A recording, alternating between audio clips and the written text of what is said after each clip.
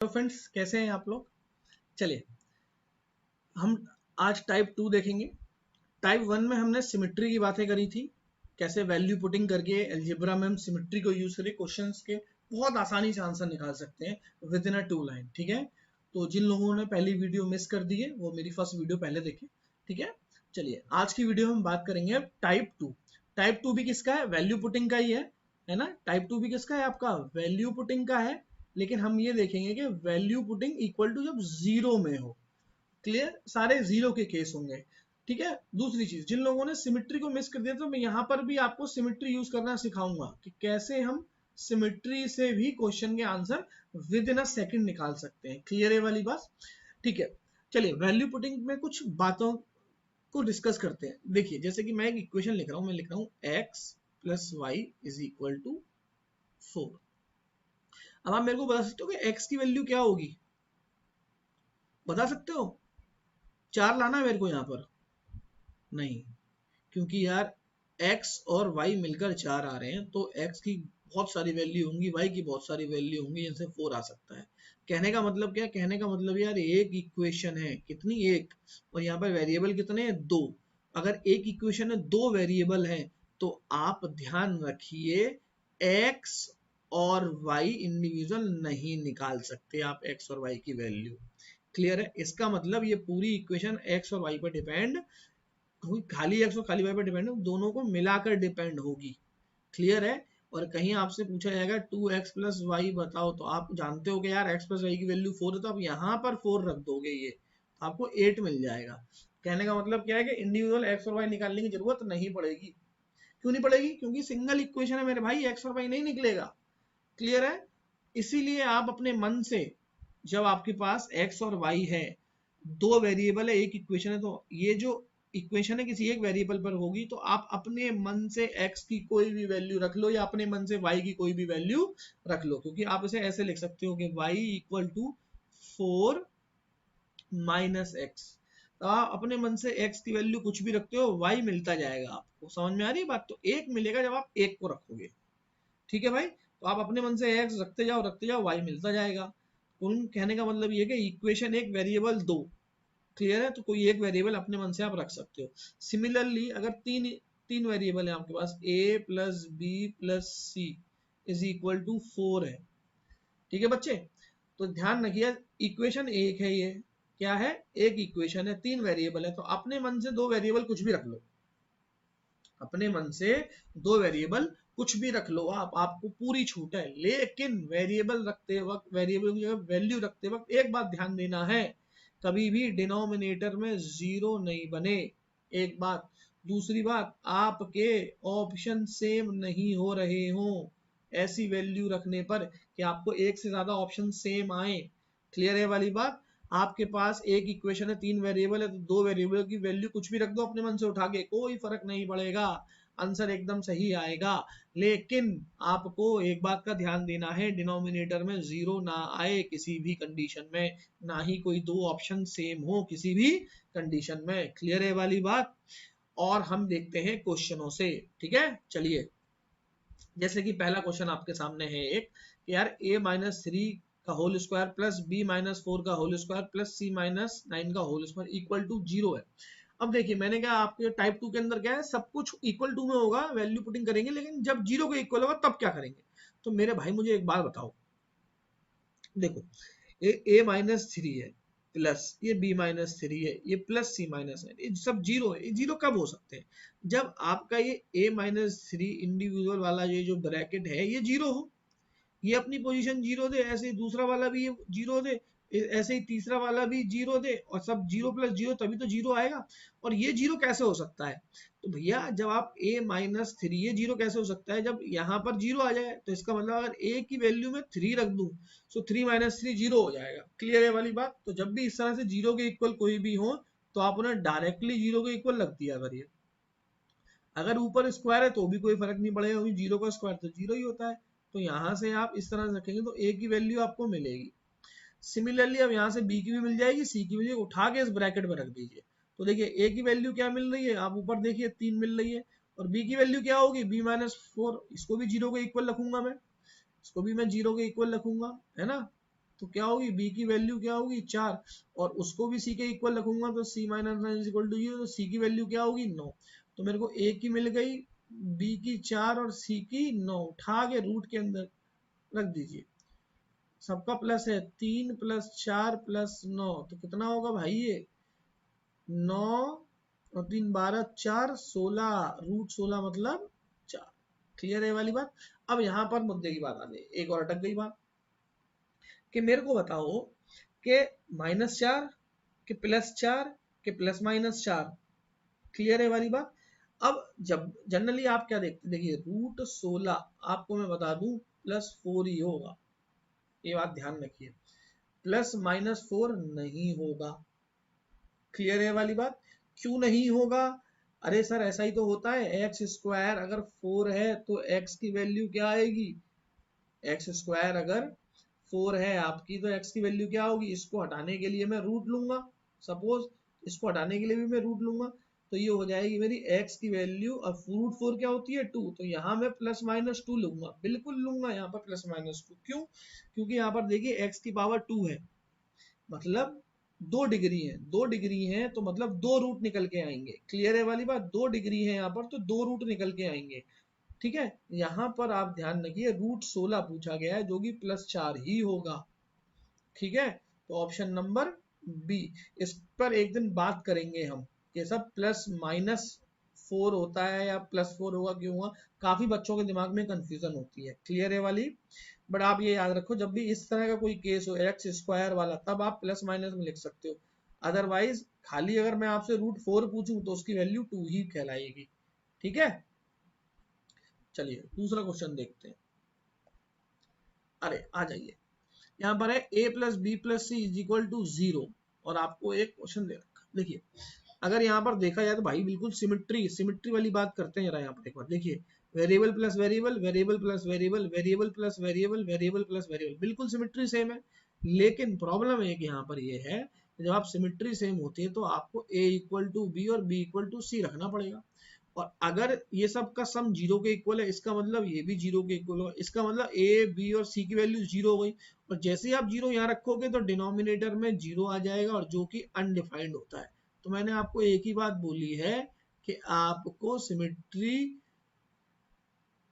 0 जिससे आ रही हो डिनोमिनेटर में, उस केस में सिमिट्री को आप यूज नहीं कर सकते। ठीक है, क्योंकि इनफैक्ट अब यहाँ का वैल्यू पुटिंग करेंगे मेरे भाई। ठीक है, a प्लस बी 0 है, अब इसमें हम क्या करेंगे, वैल्यू पुटिंग करेंगे। तो यार कैसी वैल्यू लें आपके हिसाब से, देखिए तो अपन क्या करते हैं, यहाँ पर देखिए 1 2 3 वेरिएबल है, एक इक्वेशन है, 3 वेरिएबल है, एक इक्वेशन है, और 0 के इक्वल है, तो अपन क्या करते हैं अपने मन से वैल्यू रखते हैं। तो मैंने रखा a ले लिया 2, b आपका क्या हो गया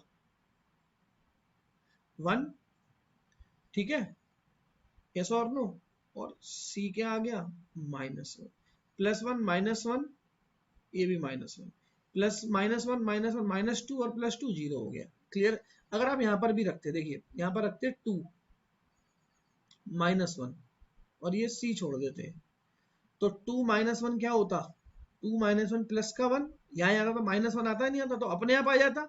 ऐसा नहीं कि मैंने इसे माना है, मैंने a और b मान लिए, c अपने आप मिल जाएगा मुझे। क्लियर है, अब उठाकर मैं यहाँ पर इक्वेशन, और देखिए मैं 2 अपने मन से मान सकता हूँ, क्यों मान सकता हूँ, क्योंकि a b c देखिए 3 वेरिएबल हैं ये, और एक इक्वेशन है, तो 2 अपने मन से मान लो। क्लियर है वाली बात। अब उठा के क्वेश्चन में रख देते हैं इनको। चलिए 1/a प्लस बी 2 -1 क्या होगा -1 इंटू बी प्लस सी -1 -2।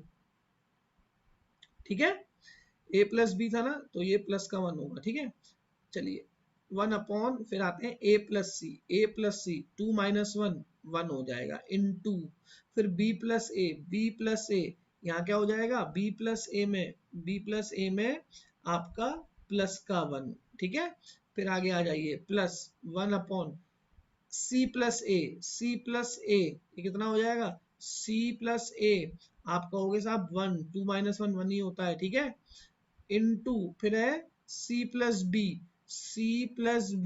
-1 -2।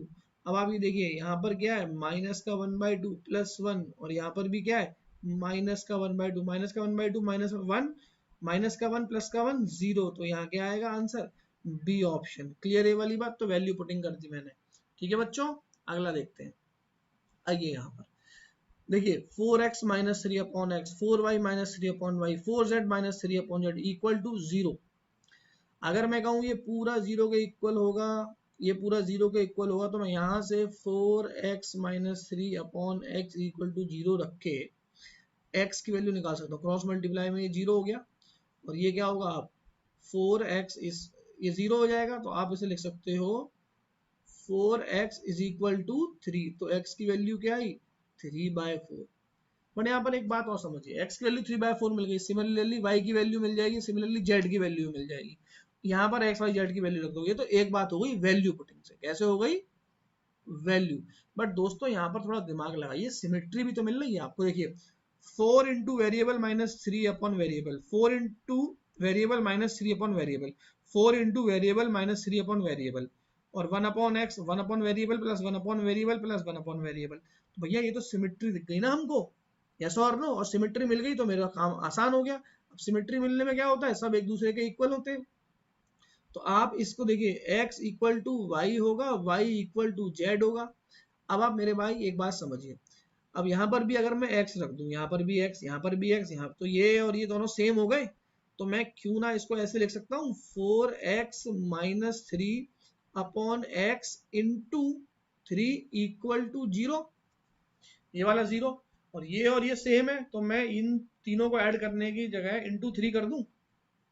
यस और नो, क्लियर है वाली बात, हाँ और ना जवाब दीजिए। अब ये हो जाएगा 0, ठीक है, इंटू 3 है आपका ये। अब आप यहाँ पर समझिए, अब यहाँ पर क्या होगा, ये x 0 हो जाएगा, ठीक है, ये 3 भी इसके नीचे चला जाएगा, ये भी 0 हो जाएगा, तो ये होगा 4 minus X is equal to 3 is equal to 0। X की वैल्यू क्या आ जाएगी, 3/4।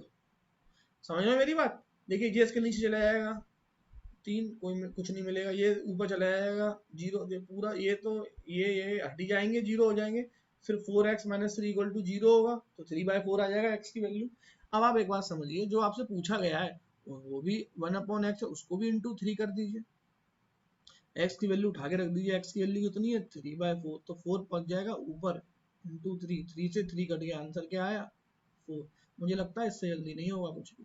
क्लियर है वाली बात, तो हमने क्वेश्चन कैसे किया, सिमेट्री से किया। वैल्यू पुटिंग से भी कर सकते हैं, x की वैल्यू आ गई उठा दिए, सिमिलरली इसी जैसे ये निकाली है ना वैल्यू हमने, वैसे y की वैल्यू आएगी यहाँ पर, लेकिन थोड़ा सा उससे काफी जल्दी कर सकते हैं वैल्यू पुटिंग से, अगर हमें सिमेट्री समझ में आ रही हो तो। ठीक है बच्चों, चलिए यहाँ पर आइए, देखिए variable upon variable into variable, variable का स्क्वायर अपॉन वेरिएबल इंटू, बिल्कुल सिमेट्री सेम है। और यहाँ पर बट अब वही वाला केस, यहाँ पे 0 फंस गया।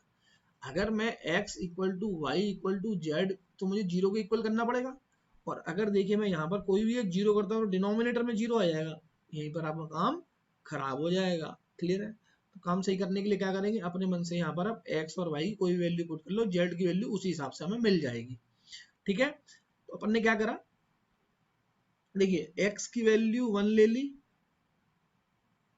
y की वैल्यू भी अपन ने 1 ले ली, तो z की वैल्यू अपने आप क्या हो जाएगी, माइनस का 2 हो जाएगी। यस और नो, प्लस वन इधर जाएंगे, माइनस का 2, जेड इज इक्वल टू -2 उठा के यहाँ रख देते हैं। So X square 1 upon Y Z minus का 2 प्लस वाई स्क्वायर मतलब 1, फिर जेड एक्स फिर माइनस का 2, फिर प्लस जेड का स्क्वायर, 2 का स्क्वायर प्लस का 4, और ये क्या है एक्स वाई क्या है आपके 1, तो -1 आधा माइनस आधा 1 प्लस 4, तो कितना होगा ये 3। अब आप कोई भी ऐसी वैल्यू पुट कर लेना, कभी कोई आंसर में दिक्कत नहीं आएगी। चलिए आखिरी क्वेश्चन है शायद, यहाँ पर भी देखिए 3 minus 5x upon 2x, 3 minus 5 upon 2y। बिल्कुल आपको एक चीज समझ में आ रही है, देखिए एकदम सिमेट्री मिल गई हमको, यस और नो, सिमेट्री मिल गई तो काम खत्म, x equal to Y equal to Z, हाँ और ना। तो जब आप इसे रखेंगे 3 minus 5x bye 2x into 3 कर देता हूँ इक्वल टू 0, तो ये 3x, इसका तो कोई लेना देना है नहीं, अंदर क्यों ले जाए, इससे इसको इसके नीचे ले आओ ना क्रॉस मल्टीप्लाई करके, तो 0 अपॉन समथिंग 0 होता है, काय को हम परेशान हो, हमें तो सिर्फ 3 minus 5x is equal to 0 से मतलब है, तो x का वैल्यू कितना आया, x का वैल्यू आया 3/5। ठीक है, अब यहाँ पर देखिए 2/x/2/y प्लस 2/x, सिमेट्री बिल्कुल सेम है। अरे भाई सिमेट्री सेम है तो बड़े मजे की बात है, इंटू 3। अब x का मान रख देते हैं, कितना था 3/3 - 5x ठीक है, x का मान कितना आया यहाँ से 5x, 3/5 बिल्कुल सही है यहाँ तक। ठीक है, तो x का मान कितना है 3/5, ये 3/5 ऊपर पहुंचा इंटू 3, ये वाला 3 है ना। तो अब देखिए 3 से 3 कट गया, 2×5 = 10, तो आंसर क्या आया यहाँ पर, बी ऑप्शन 10।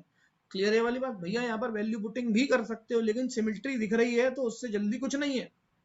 और जब भी सिमेट्री सेम होगी तो x = y, y = z ही जल्दी से नहीं बनती है। ठीक है,